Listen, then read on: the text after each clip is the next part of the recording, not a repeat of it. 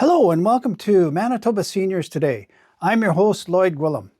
Manitoba Seniors Today is my self-funded, no-profit venture dedicated to sharing senior issues, interests, and ideas via community access TV programming and social media. On today's episode, we visit the Stroke Recovery Association of Manitoba to check out some of their programming. Then we're off to the Corydon Community Center at the Wednesday for Seniors session. After that, we meet up with two representatives from the upcoming St. James Collegiate 75th anniversary reunion. And I do talk about my one Manitoba affordability tip. I ran out of time last episode, so squeezed it in on this episode. But first, I acknowledge that this program originates on Treaty 1 territory and that Manitoba is located on the treaty territories and ancestral lands of the Anishinaabe, Anishinaabeg, Dakota, Oite, Denisoline, Nehinawa nations.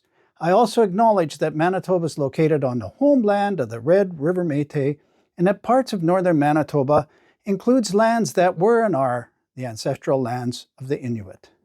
As I mentioned, I recently went out to visit the Stroke Recovery Association of Manitoba on Provencher Boulevard. I had a chat with the program and office manager and some of the clients. Today I'm at the Stroke Recovery Association of Manitoba in St. Boniface.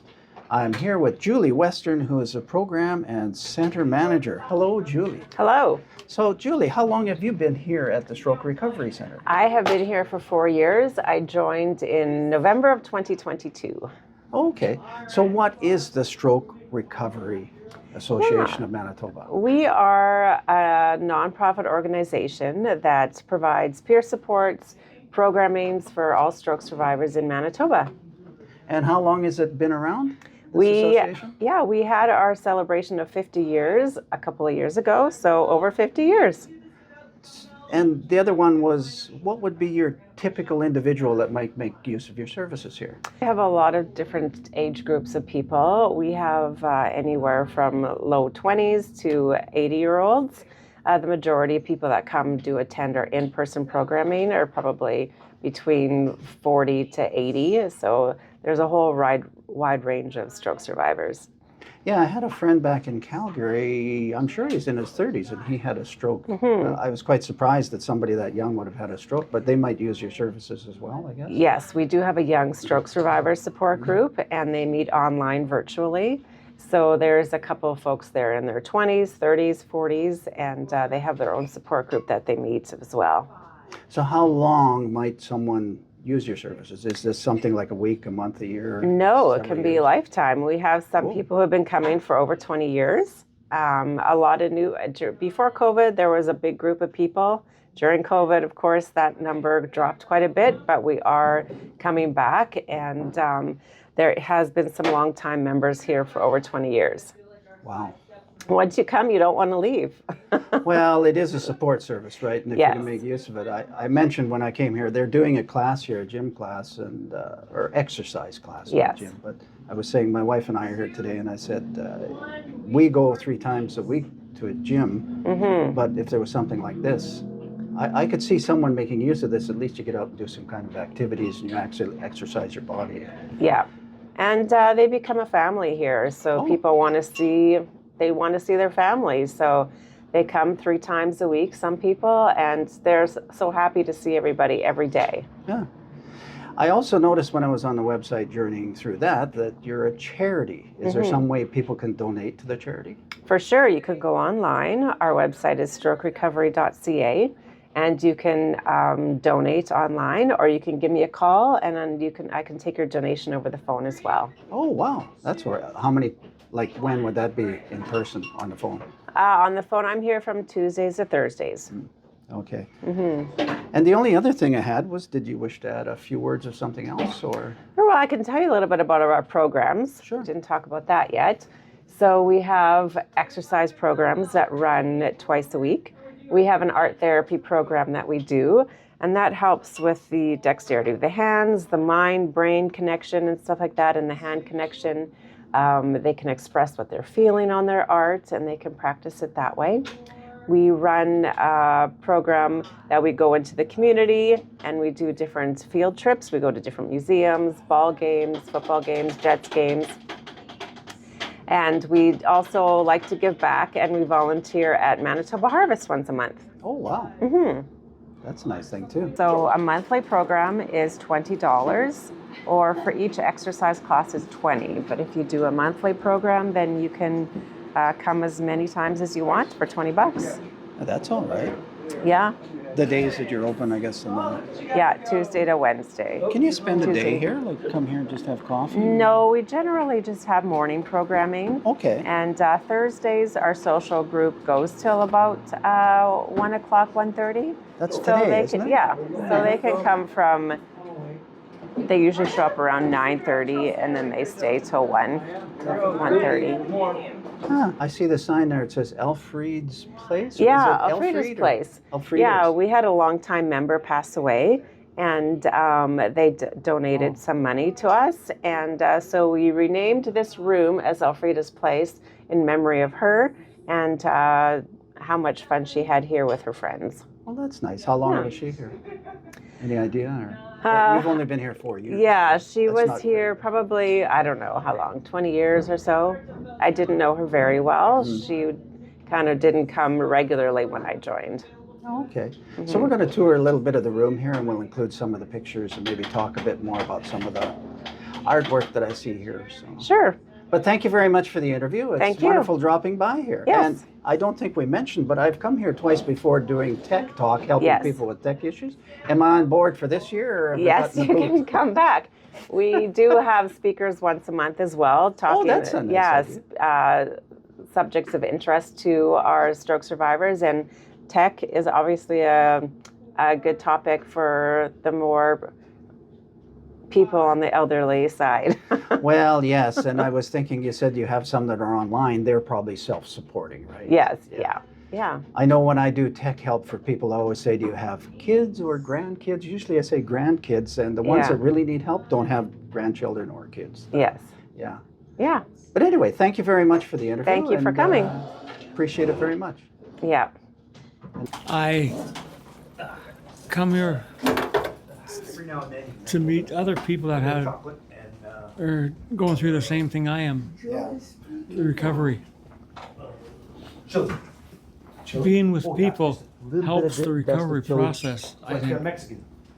I started here probably 20 years ago, and I started with just circles because I couldn't hold a brush. And it helped me with hand control and with the brain connection. And I loved it so much, I do it at home while the Jets games are on. So that he watches the Jets games in silence, and I will paint. It's a great being with so many people that are in the same condition as you are in. We can relate to one another. It's a beautiful group to work with and to be with. Hi, Antonio. So how has the Stroke Recovery Center helped you? Oh, it's helped me immensely. Yeah, because I was depressed because I had a stroke, and I couldn't do much. But before my stroke, I could do a lots of things. I was a musician, and I lost my ability to play guitar.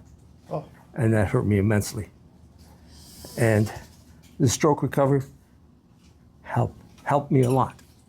I guess. Yeah. Coming out with the community. Oh, yeah, here for sure. Yeah, exactly. Because it is like a community. I look around. Oh, here yeah, and it I is, see all yeah. these people. Yeah. These are my family now. Well, maybe better than family. They don't argue as much. Huh? Exactly. On May 14th, we have an opening at the Art Gallery at the old City Hall in St. Boniface here, a block over. So May 14th, 7 p.m. is our art opening called The Stroke of Art.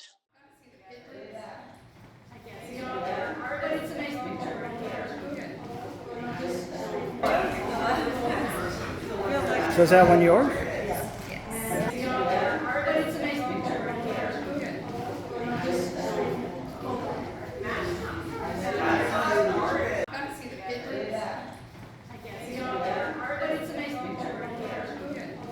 Much thanks to Julie and all the folks at the Stroke Recovery Center.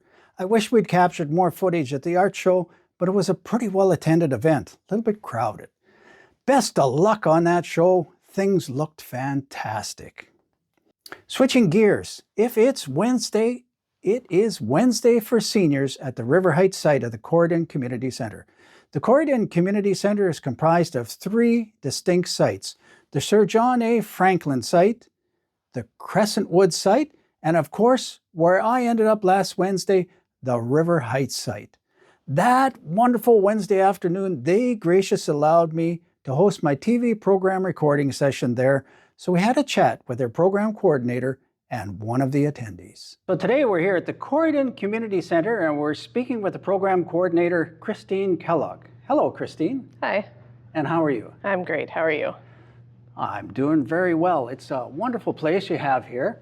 Now, I was wondering what your role is here at the Corydon Community Center. Yeah, so like you said, I'm the program coordinator. I've been here for 7 years now, and I coordinate all the sports and the programs that happen at the community center, from babies to seniors.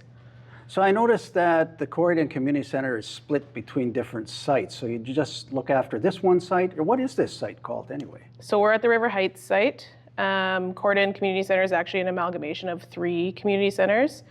So where we are is River Heights, and then we have the Crescentwood site and the Sir John Franklin site. And we run programming at all 3 of the locations, although River Heights and Crescentwood are kind of the 2 more used spaces. Okay, so today we've got some people here I see in the crowd, 1, 2, 3, 4, 5, but it's Wednesdays for seniors. What is that and how does that work? So Wednesdays for Seniors is our free grant-funded program for seniors.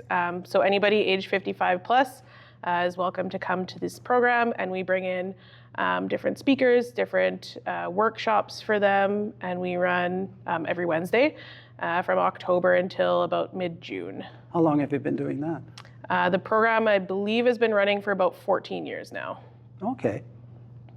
And I did have a question, who can attend? And you said anyone over 55, but do they just have to be in this community or anyone from anywhere? Anybody from anywhere can attend this program. We do get the majority of our attendees are from this community, but we definitely get people from outside the community as well. Okay. Now I see I'm one of the presenters. I guess today I'm not presenting, I'm actually doing a TV show recording.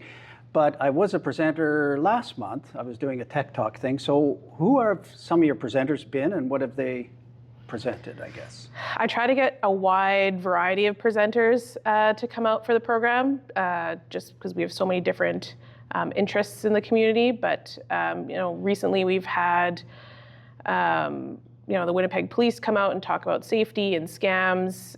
We always do a flu shot and COVID shot clinic for the attendees in October. We've had our 55 plus yoga instructor has come out and done a yoga and meditation workshop. We've done Tai Chi in the past, so it's kind of a variety of things. And how popular is it? How many people actually attend? I would say, not including today, on average, probably about 15 to 25 people per session, depending on the topic. Yeah, well, last time I was here, there were, I thought about 15 when I was doing the Tech Talk. So what are some of the future presentations that might be coming up? So next week we have A&O Support Services coming out to do What's that stand for? Age and Opportunity. Okay. So they're a seniors organization in Winnipeg that provides different services for seniors. So they're coming out and they're going to be talking about elder abuse prevention. And then at the end of the month, we have gardening for houseplants. That's the end of May. In June, we have a foot care nurse coming in to talk about some foot care tips and health. Sounds like good programming. And the other question I had after that was, is this the only thing you do here? There must be more things you do. I do many, many things for the community center. This is just one of the programs that I run. It is one of my favorite programs to run, and I'm not just saying that because we're talking about it right now, but I enjoy the people that come to the sessions that I get to meet, and it's been a lot of the same people for many years now. But other than that, I also run all of our sports. We do, kids dance programs. We have art classes. We do yoga. We do strength training. There's many different things that run throughout the year that I am in charge of. Yeah, I see when we came in, my wife and I came in today, and last time I was here too, there's a lot of youth around here too doing some of the programming. The other thing I usually do is I tell people, look at the camera and tell them how to get a hold of your organization, I guess the website or phone number, whatever you want to do. Yeah, so our website is corydoncc.com, and you can find Senior Wednesdays specifically under our adult programs. We are running only until mid-June, but we'll be back in October. And then the phone number for the community center is 204-488-7000.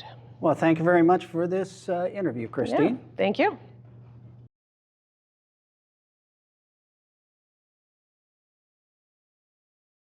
So I'm here with Mary. Mary had a few comments about the program Wednesday for seniors. This was a surprise to me. My daughter would go out walking in the morning, Yeah. and as she passed the community center, she noticed the bulletin board and went, oh, my mom might like this. It'll give her a chance to get out. It's good, we'll get my mother out of the house. Yeah. Anyway, so I saw the monthly posting for that month, and it was quite a few months ago, less than a year though. Yeah. And I came out the first time and was surprised to see the number of people that were here. More than today. Yes, yeah, and the quality of the program. Yeah. I was impressed with the coordinator that puts this together. And I haven't come out every time, but every time I have been here, I've thoroughly enjoyed and gained some experience or knowledge on what's been presented. So she's doing a fine job. Oh, that's great. And would you recommend this program to other people? Absolutely, absolutely. You know ahead of time what is going to be shown or demonstrated or who the speakers are. And if it's not up your alley, well, you don't have to come out. Yeah. But if it's something that you're interested in, absolutely. And even if it's not up your alley, just getting out in the sunshine, getting the fresh air, seeing the familiar faces and smiling at each other, saying hello, is worth the trip. Ah, well, thank you, Mary, for your comments. And thank you for, Mary's been looking after my detail sheet there, so thank you for doing that. You're very welcome. Thanks to Christine and all for that visit. We teased a bit about attendance, but that was one of the first real spring days that we had where the temperature got over 20 degrees with sunshine. So I think a lot of folks decided to spend it outdoors. I almost wish I had as well. A couple of episodes back, we heard from the St. James Collegiate 75th Anniversary Committee. I promised we could do another promo in May or June, so next let's hear from that committee. So good afternoon, ladies. Who do I have here? Jan Courier. And? Marley Shipley. And why are we here? We're here to talk about the St. James Collegiate 75th reunion, and it's happening next October. And we're very excited to share. More importantly, we want to be able to reach as many of the former alumni as possible. Yeah, we're in this day and age, like previous reunions, like the 25th and the 50th, people could just go to the school office, get the list of grads, look them up, make a phone call, or go to the phone book. We don't have that anymore. Well, we have the internet. We have the internet, but And you know what I found it's good for? privacy laws. Oh, We have privacy laws, and there is no phone book for cell phone numbers or email addresses. Right. So we're really hobbled on how to get in touch with people. We're relying very heavily on social media, and we created a web page. We've got a Facebook page, and we're also hoping that as many people as see the posts will share. Because we can't just sit Yes, down and yeah. open a phone book and find someone anymore. And it's working. It is working. It is working. We're really, really doing Mm-hmm. quite well at this point in time. We're 165 days out today, but who's counting? 165. So It's a few months. we're trending nicely at this Yes, point, but we we are. don't want to see us sort of come to a little stop in the No. process, right? No. So yeah, so we're hoping that we're going to reach out by, really doing a lot of community media, and the opportunity, our social media has been really great. I mean, It has been. We're reaching a lot of people. So, and of course, it's always typical when you have any type of event.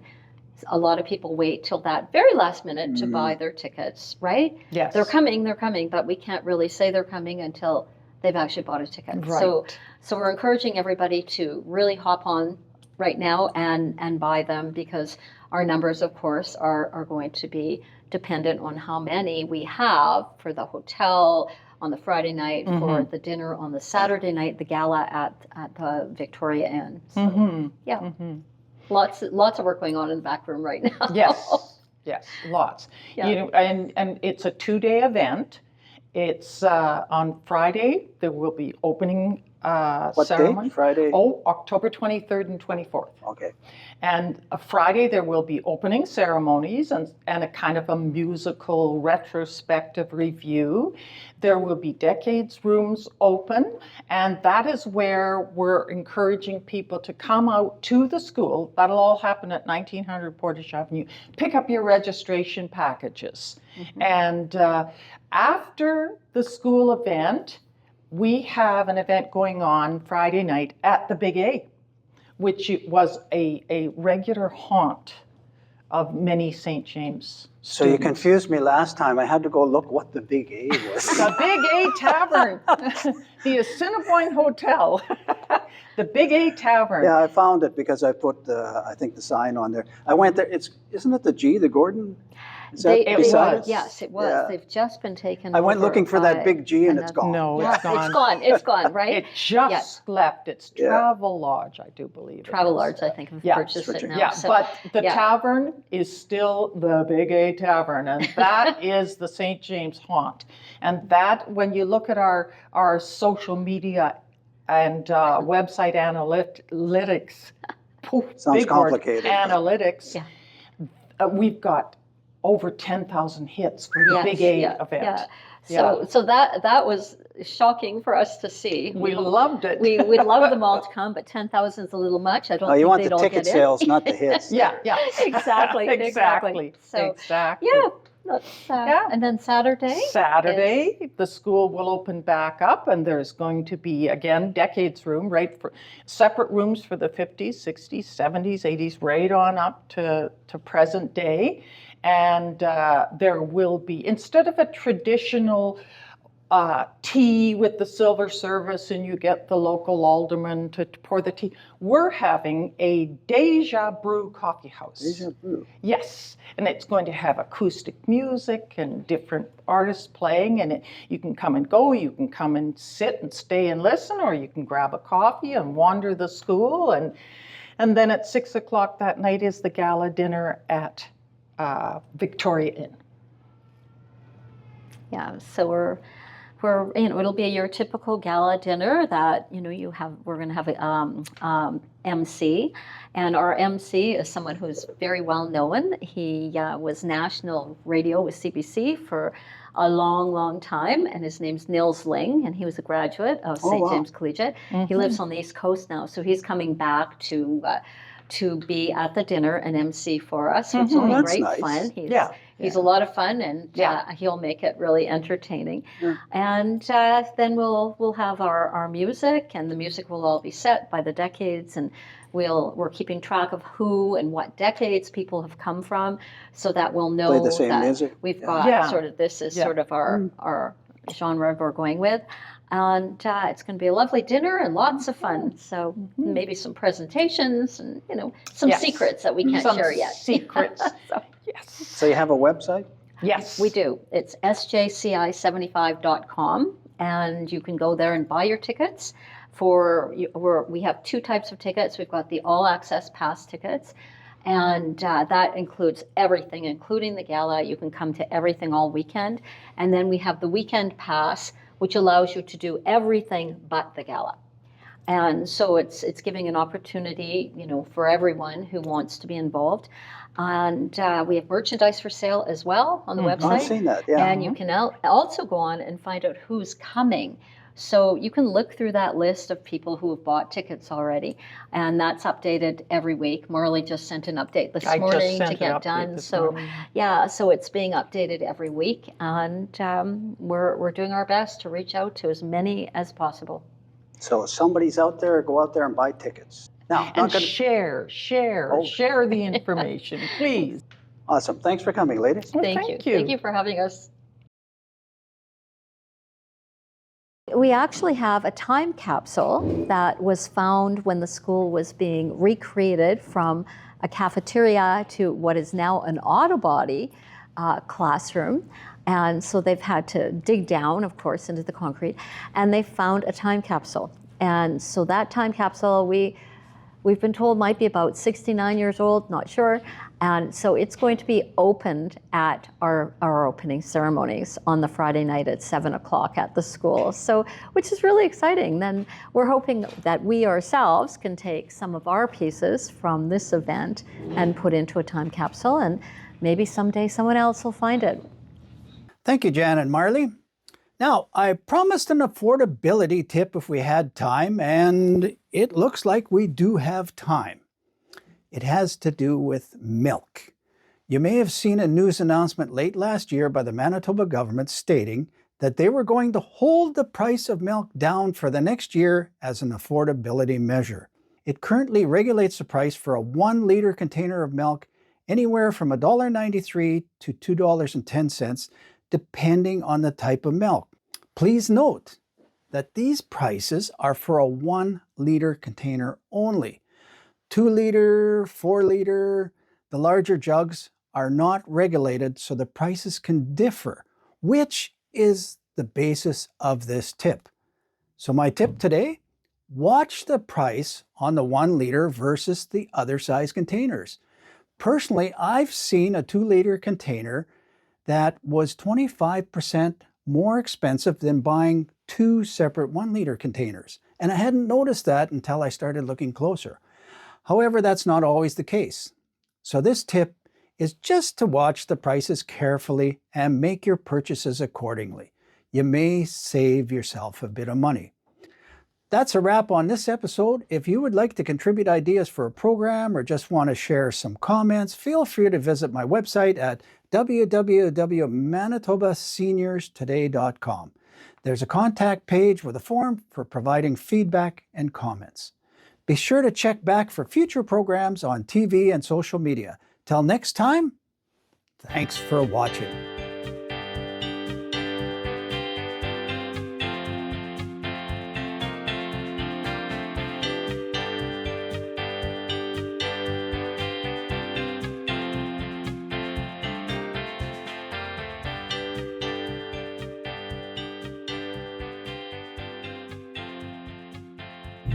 Well, last time I was here, there were, I thought about 15 when I was doing the tech talk. I was doing one on, well, what was that? No, I'm just going to cut this piece out. It doesn't matter what I was talking about.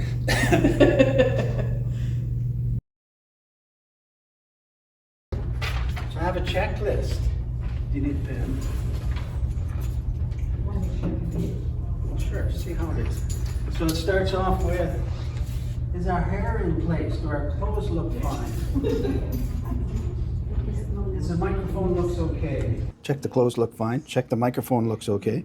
Lloyd, don't chew gum. We're all good? Yeah. Hair looks good. The detail sheet? Yes. Yeah, hair looks good. Oh, jeez. Microphones look okay. And then I shut up for a while. I'll actually put that on the screen and everything. So now we see if it actually was recording. Was it recording? Hey, I was. That's always a plus too.